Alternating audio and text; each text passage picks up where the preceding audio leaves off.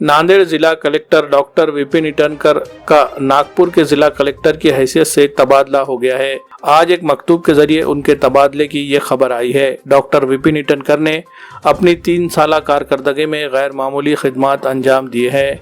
वो नांदेड़ उस वक्त आए थे जब कोरोना के हालात पैदा हो रहे थे। कोरोना के मुश्किल और नाजुक तरीन हालात में उन्होंने ज़िले में तिब्बी खिदमत को बेहतर बनाने में गैर मामूली किरदार निभाया है। साथ ही मुख्तलिफ महकमों से बेहतरीन रवाबित बनाते हुए लोगों की परेशानियों को कम करने के लिए हर मुमकिन कोशिश करते रहे। डॉक्टर विपिन ईटनकर हर दिल अजीज शख्सियत के मालिक है। वो सभी से घुल मिलकर रहने का हुनर जानते हैं। तमाम मिली समाजी तंजीमों से उन्होंने बेहतरीन ताल्लुकात रखे। अब उन्हें जिला कलेक्टर नागपुर की हैसियत से तकर्रुर किया गया है।